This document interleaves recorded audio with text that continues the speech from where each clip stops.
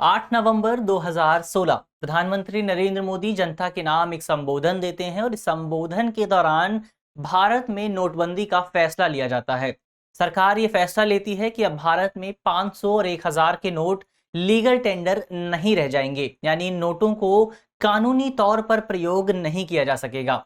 आज इस निर्णय के 6 से ज्यादा वर्ष पूरे हो गए हैं और अभी हाल ही में सर्वोच्च न्यायालय ने इस निर्णय की वैधानिकता को लेकर, इसकी संवैधानिकता को लेकर एक विशेष निर्णय दिया है, एक अपना बड़ा फैसला दिया है। आज इस वीडियो में हम इसी फैसले से संबंधित तमाम पहलुओं को जानने की कोशिश करेंगे। मेरा नाम है अक्षय और आपका स्वागत है दृष्टि आईएएस की इस नई वीडियो में। वीडियो शुरू करते हैं और सबसे पहले वीडियो की रूपरेखा को समझ लेते हैं, यानी उन बिंदुओं की बात कर लेते हैं जिनके जरिए हम अपनी वीडियो को आगे बढ़ाएंगे। तो वीडियो में सबसे पहले न्यूज यानी खबर की बात करेंगे, इसके बाद नोटबंदी की पृष्ठभूमि को समझेंगे और नोटबंदी पर आखिर ये विवाद हो क्यों रहा है, ये विवाद सर्वोच्च न्यायालय के समक्ष क्यों गया, उसको समझेंगे। इसके अलावा सुप्रीम कोर्ट ने क्या फैसला दिया और डिसेंटिंग जजमेंट में क्या कहा गया, उस पर बात करेंगे। अंत में निष्कर्ष पर बात करेंगे और एक प्रश्न पर भी चर्चा करेंगे। आज की जो हमारी पूरी वीडियो है वो सामान्य अध्ययन प्रश्न पत्र 3 से संबंधित है और आप इसे मुख्य तौर पर भारतीय अर्थव्यवस्था और मुद्रा जैसे खंडों से जोड़कर देख सकते हैं। चलिए वीडियो शुरू करते हैं और सबसे पहले हमारी खबर देखते हैं। हमारी जो खबर है वो हर बार की तरह इंडियन एक्सप्रेस के एक्सप्लेन्ड सेक्शन से ली गई है और इसमें सर्वोच्च न्यायालय के डिसीजंस के तमाम पहलुओं को जानने की कोशिश की गई है। चलिए आगे बढ़ते हैं और सबसे पहले नोटबंदी की पृष्ठभूमि पर बात करते हैं, इसके बैकग्राउंड को समझने की कोशिश करते हैं। तो हमने पहले ही बात की कि इस पूरी कहानी की शुरुआत होती है 8 नवंबर 2016 से, जब भारत सरकार द्वारा डिमोनेटाइजेशन जैसा एक बड़ा विवादित फैसला लिया जाता है और इस पूरे फैसले के तहत भारत सरकार 500 और 1000 रुपए की नोट को अवैध करार दे देती है, इलीगल बता देती है। और इस पूरे निर्णय के तहत ये तय कर दिया जाता है कि भारत में अब जो भी ट्रांजैक्शंस होंगी, जो भी ऑफलाइन ट्रांजैक्शन होंगी, उन ट्रांजैक्शंस को 500 और 1000 के नोट्स के जरिए नहीं किया जा सकेगा। उद्देश्य क्या था? तो इस पूरे फैसले का प्राथमिक उद्देश्य भारत में काले धन की जो समस्या है, इसके अलावा जो नकली नोट की समस्या है, इन तमाम समस्याओं को संबोधित करना। जो लोग अपने पास पैसा इकट्ठा कर रहे हैं अवैध तौर पर, इसके अलावा जो जाली नोट छापे जा रहे हैं, इसकी जो बड़ी समस्या है भारत में, जिसके जरिए टेरर फंडिंग की जाती है, भारत में आतंकवाद फैलाया जाता है, इन तमाम विषयों को संबोधित करने के लिए भारत में डिमोनेटाइजेशन जैसा बड़ा फैसला लिया गया था, नोटबंदी को लागू किया गया था।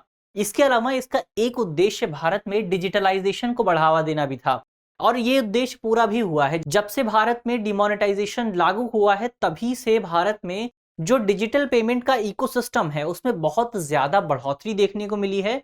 और इस पूरे निर्णय के बाद से अब आम लोग ऑनलाइन पेमेंट में बहुत ज्यादा दिलचस्पी लेने लगे हैं, ऑनलाइन पेमेंट में बहुत ज्यादा बढ़ोतरी देखने को मिली है।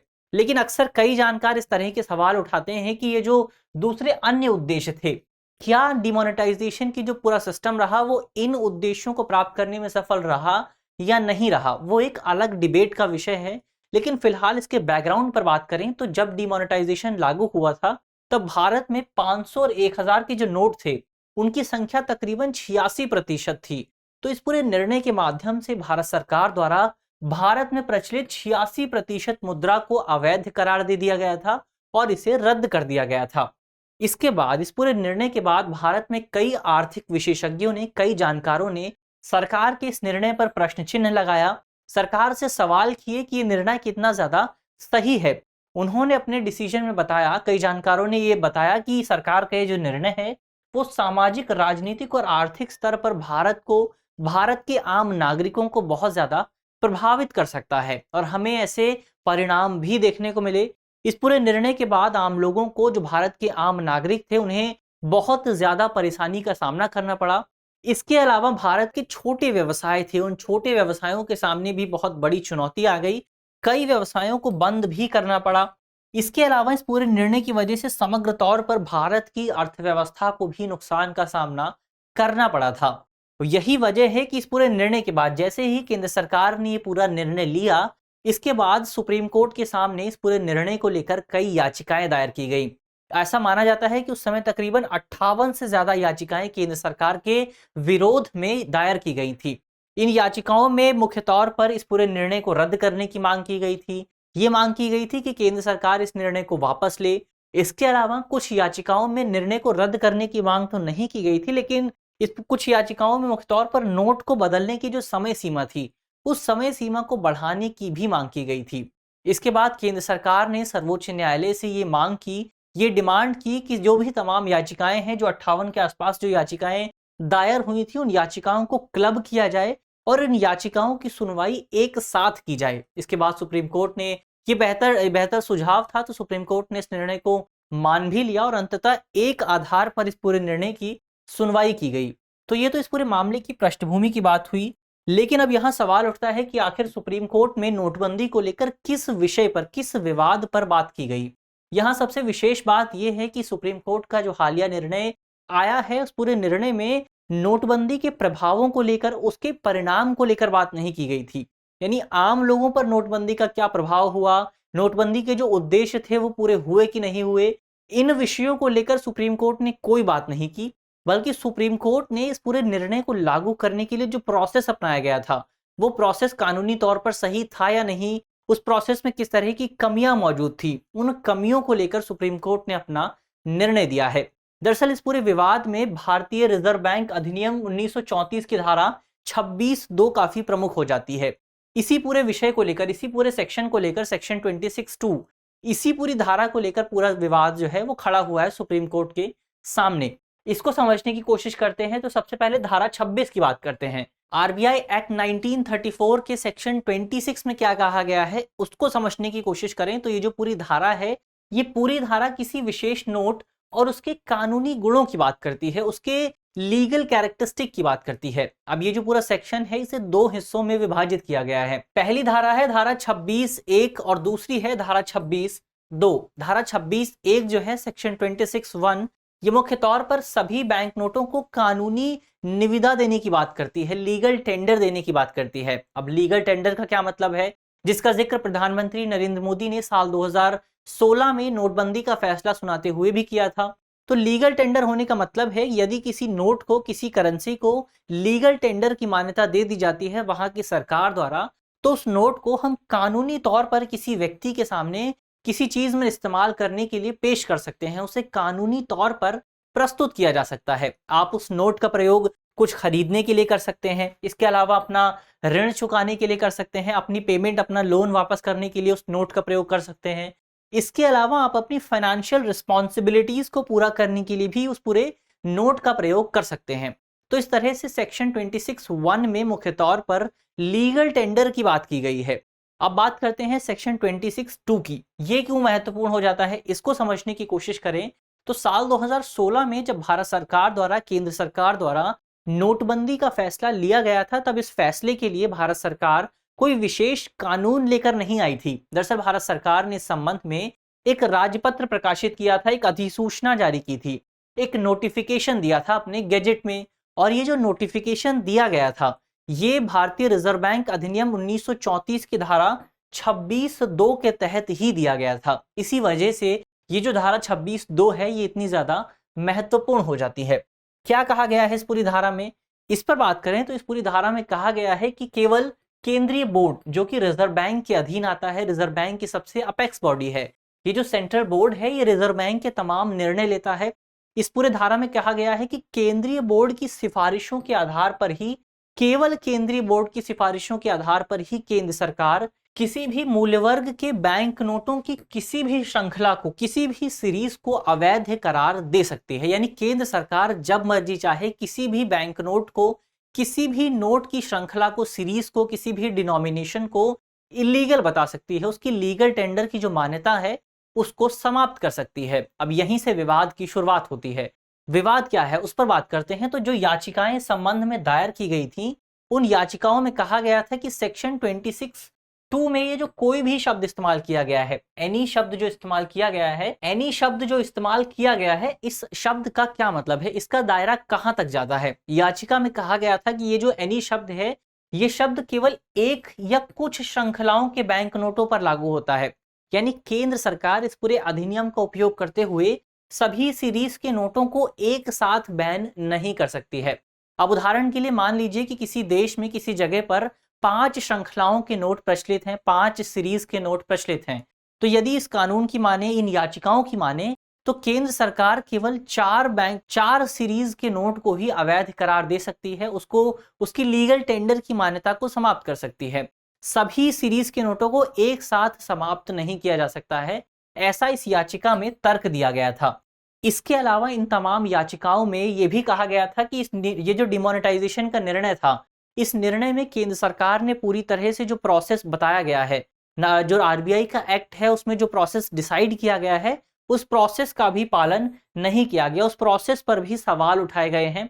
दरअसल हमने पहले ही बात की कि आरबीआई के एक्ट में कहा गया है कि केवल रिजर्व बैंक का जो केंद्रीय बोर्ड है वही डिमोनेटाइजेशन के संबंध में, लीगल टेंडर को समाप्त करने के संबंध में सिफारिशें दे सकता है। लेकिन हमें 2016 में ये देखने को मिला था कि ये जो आइडिया आया था डिमोनेटाइजेशन का, ये दरअसल केंद्र सरकार की ओर से आया था, ना कि आरबीआई की ओर से। आरबीआई ने तो केवल इस पूरे निर्णय की पुष्टि की थी। इसी वजह से ये सवाल उठाए गए कि ये निर्णय केंद्र सरकार द्वारा नहीं आना चाहिए था। दरअसल ये जो पूरी सिफारिश है वो रिजर्व बैंक की ओर से आनी चाहिए थी। तो ये तो विवाद की बात हुई। अब सुप्रीम कोर्ट ने क्या फैसला दिया है, उस फैसले पर बात करते हैं। तो सुप्रीम कोर्ट ने, सर्वोच्च न्यायालय ने बहुमत से केंद्र सरकार का वो जो नोटिफिकेशन था, केंद्र सरकार का नोटबंदी का जो निर्णय था, उस निर्णय को बहुमत से बरकरार रखा है।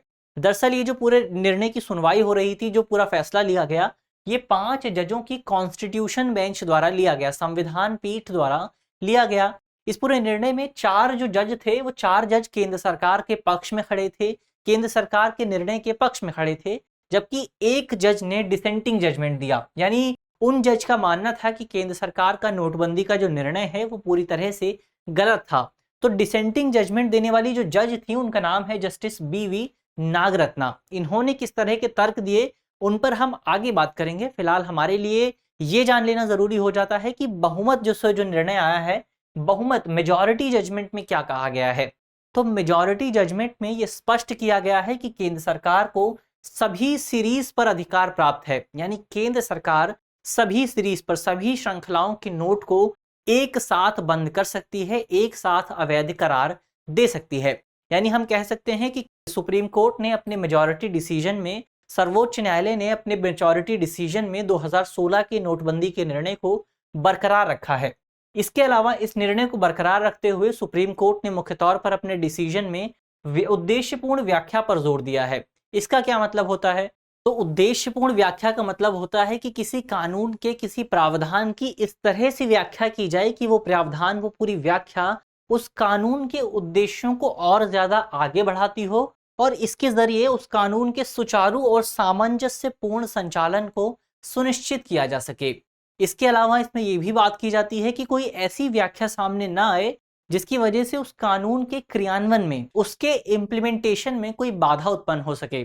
इस संबंध में सर्वोच्च न्यायालय की बहुमत निर्णय में एक उदाहरण भी पेश किया गया है। अब मान लीजिए किसी देश में 20 सीरीज की नोट प्रचलित हैं, 20 सीरीज प्रचलित हैं और सुप्रीम कोर्ट को इस पूरे जो याचिकाएं दायर की गई थी उनके मुताबिक यदि केंद्र सरकार केवल 19 श्रृंखलाओं को बंद कर देती है, अवैध करार दे देती है और एक श्रृंखला जारी रहती है, तो इसकी वजह से लोगों के बीच भ्रम की स्थिति पैदा हो सकती है, लोगों के लिए बहुत ज्यादा परेशानी पैदा हो सकती है। इसी को देखते हुए केंद्र सरकार के निर्णय को सर्वोच्च न्यायालय ने सही ठहराया है और केंद्र सरकार को सभी श्रृंखलाओं पर अधिकार दिया गया है।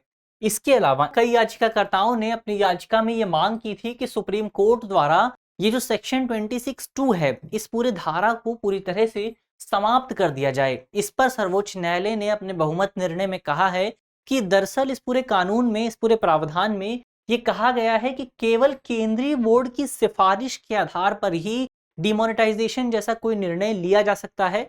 तो इस तरह से हम कह सकते हैं कि इस पूरे प्रावधान के जरिए, इस पूरे प्रावधान को लागू करने के लिए एक अंतर्निहित सुरक्षा तंत्र की व्यवस्था की गई है, एक इनबिल्ट सेफ्टी मैकेनिज्म स्थापित किया गया है और इसी मैकेनिज्म के जरिए हम केंद्र सरकार के समक्ष संतुलन स्थापित कर सकते हैं और इसी वजह से हमें इस तरह के प्रावधान को समाप्त करने की कोई आवश्यकता नहीं है। इसके अलावा पहले से भी याचिकाओं में ये सवाल उठाए जाते रहे हैं, केंद्र सरकार ने कभी भी रिजर्व बैंक से कोई सिफारिश नहीं ली, रिजर्व बैंक से कोई सुझाव नहीं लिया गया। इस पर सुप्रीम कोर्ट ने कहा है कि दरअसल केंद्र सरकार ने निर्णय में पूरी तरह से सभी प्रक्रियाओं का पालन किया गया था और रिजर्व बैंक से भी सुझाव लिए गए थे। तो ये तो बहुमत निर्णय की बात हुई। अब डिसेंटिंग जजमेंट में क्या कहा गया है उसकी बात करते हैं। तो डिसेंटिंग जजमेंट दिया है जस्टिस बीवी नागरत्ना ने। उन्होंने क्या कहा है अपने निर्णय में? तो उन्होंने स्पष्ट किया है कि जिन जजों ने बहुमत निर्णय दिया है, जो मेजॉरिटी जजमेंट आया है, उन जजों ने मुख्य तौर पर इस बात को, इस तथ्य पर पूरी तरह से ध्यान नहीं दिया कि ये जो विमुद्रीकरण की परिकल्पना थी, यानी ये जो डिमोनेटाइजेशन का आइडिया था, वो आइडिया दरअसल आरबीआई द्वारा पेश नहीं किया गया था, बल्कि वो जो आइडिया था वो मुख्य तौर पर केंद्र सरकार द्वारा पेश किया गया था और आरबीआई ने केवल उस निर्णय की पुष्टि की थी।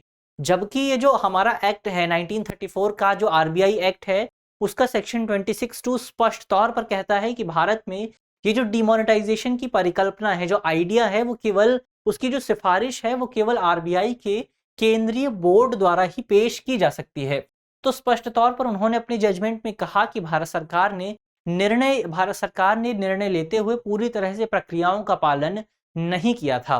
इसके अलावा उन्होंने कहा कि आरबीआई की सिफारिश जब नहीं थी केंद्र सरकार के पास, तो केंद्र सरकार को इस संबंध में केवल एक अधिसूचना जारी नहीं करनी चाहिए थी, केवल एक नोटिफिकेशन नहीं देना चाहिए था, बल्कि पहले केंद्र सरकार को इस संबंध में एक कानून पेश करना चाहिए था, उस कानून को संसद में लाना चाहिए था और उस कानून पर बाकायदा बहस होनी चाहिए थी, और बहस के बाद ही, कानून पारित होने के बाद इस तरह का कोई निर्णय लिया जाना चाहिए था। तो हम कह सकते हैं कि डिसेंटिंग जजमेंट देने वाली जो जज हैं, उन्होंने मुख्य तौर पर इस पूरे निर्णय के उद्देश्य और परिणाम पर कोई सवाल नहीं उठाया। यानी नोटबंदी की वजह से आम लोगों पर क्या प्रभाव हुआ, उसके क्या परिणाम रहे, नोटबंदी कितनी सफल रही या कितनी विफल रही, इन तमाम बिंदुओं पर चर्चा करने की कोई कोशिश नहीं की गई, इन तमाम बिंदुओं पर कोई सवाल नहीं उठाया गया, बल्कि उन्होंने अपने निर्णय में मुख्य तौर पर ये बात उठाई कि केंद्र सरकार ने ये निर्णय लागू करते हुए, इस तरह का कोई फैसला लेते हुए, किसी भी तरह की प्रक्रिया का पालन नहीं किया। इसके अलावा उन्होंने अपनी जजमेंट में ये भी बताया कि यदि केंद्र सरकार को सभी श्रृंखलाओं को बंद करने की अनुमति दे दी जाती है, तो इसकी वजह से केंद्र सरकार को बहुत असीमित शक्तियां प्राप्त हो जाएंगी और इस तरह का कोई भी निर्णय पूरी तरह से मनमाना और असंवैधानिक होगा। केंद्र सरकार के पास बहुत एक्सेसिव पावर्स आ जाएंगी और केंद्र सरकार को नियंत्रित करने का हमारे पास कोई मैकेनिज्म मौजूद नहीं होगा। तो ये तो डिसेंटिंग जजमेंट की बात हुई। अब अंत में निष्कर्ष की बात करते हैं। तो निष्कर्ष के तौर पर हम कह सकते हैं कि भारत में नोटबंदी का जो निर्णय है वो तकरीबन 6 साल पहले लिया गया था और एक बहुत लंबा समय बीत गया है, और इस पूरे लंबे समय में भारतीय समाज ने नोटबंदी जैसे बहुत बड़े डिसीजन को अपने अंदर अवशोषित कर लिया है। ये जो बड़ा झटका था, इस पूरे झटके को भारतीय समाज ने बहुत आसानी से अवशोषित कर लिया है, अब्जॉर्ब कर लिया है। तो ऐसे में हम कह सकते हैं कि कोर्ट का ये जो निर्णय आया है, ये निर्णय केवल अकादमिक विषय बनकर रह जाएगा। केवल जो स्कॉलर्स हैं, जो इकोनॉमिक स्कॉलर्स हैं, वो ही केवल इस पूरे निर्णय पर, इस पूरे विषय पर बात करेंगे और आम लोगों को इस पूरे निर्णय से कोई मतलब नहीं है। तो यहाँ सवाल उठता है कि सुप्रीम कोर्ट ने इतनी बड़ी बात क्यों की? सुप्रीम कोर्ट ने इस तरह का अपना टाइम वेस्ट क्यों किया, जबकि उनका डिसीजन केवल अकादमिक विषय बनकर ही रह जाएगा? तो इस संबंध में तर्क दिया जा रहा है। सुप्रीम कोर्ट ने भी सुनवाई करते हुए कहा था कि भले ही सुप्रीम कोर्ट इस पूरे डिसीजन को बदल नहीं सकता है, लेकिन इसके बावजूद भी सुप्रीम कोर्ट अपने डिसीजन के जरिए, अपने निर्णय के जरिए इस संबंध में भविष्य की सरकारों के लिए दिशा निर्देश जरूर स्थापित करेगा कि भविष्य की सरकारों को किस तरह की गाइडलाइंस फॉलो करने चाहिए, किस तरह के निर्णय लेने चाहिए, उन निर्णयों को किस तरह से लागू किया जाना चाहिए। तो जाहिर तौर पर ये निर्णय सुप्रीम कोर्ट का भविष्य की सरकारों के लिए, भविष्य के लिए बहुत इंपॉर्टेंट साबित हो सकता है। तो ये तो निष्कर्ष की बात हुई। अब अंत में एक प्रश्न की बात कर लेते हैं। प्रश्न जो है वो प्रीलिम्स का है और आप वीडियो में जिन तथ्यों पर चर्चा की गई है उनके आधार पर इस प्रश्न को आसानी से हल कर सकते हैं। आज का हमारा प्रश्न है कि वर्ष 2016 में सरकार द्वारा किस कानून के तहत 500 और 1000 के नोटों का विमुद्रीकरण किया गया था? हमारे ऑप्शन है, ऑप्शन ए परक्राम में लिखित अधिनियम 1881, बैंकिंग विनियमन अधिनियम 1949, वित्त अधिनियम 2016 या फिर भारतीय रिजर्व बैंक अधिनियम 1934। तो आप कमेंट बॉक्स में सवाल का जवाब दे सकते हैं। मुझे उम्मीद है कि इस वीडियो के जरिए जिन बिंदुओं पर चर्चा की गई है वो आपको समझ में आएंगे, और यदि आपके प्रश्न पत्र में इससे संबंधित कोई भी सवाल आता है तो आप उसे आसानी से हल कर सकेंगे। इसके अलावा आपके लिए एक बड़ी खबर ये भी है कि दृष्टि संस्थान ने नववर्ष के अवसर पर आपके लिए एक बड़ी योजना शुरू की है, एक बड़ा उपहार लाया गया है। यदि आप 1 जनवरी से 6 जनवरी के बीच हमारे किसी भी पेनड्राइव कोर्स को, किसी ऑनलाइन कोर्स को या फिर हमारी टेस्ट सीरीज खरीदते हैं तो आपको इस खरीदारी पर 50% तक की छूट प्राप्त हो सकती है। इसके अलावा इस संबंध में इंस्टॉलमेंट की भी सुविधा प्रदान की जा रही है। तो जाहिर तौर पर ये जो पूरी सुविधा है, जो पूरा उपहार है, ये आपके लिए बहुत इंपॉर्टेंट साबित हो सकता है। तो यदि आप इस पूरे उपहार का लाभ उठाना चाहते हैं तो डिस्क्रिप्शन में इसका लिंक भी दिया गया है, आप वहां से संबंधित बहुत सारी जानकारियां प्राप्त कर सकते हैं। धन्यवाद।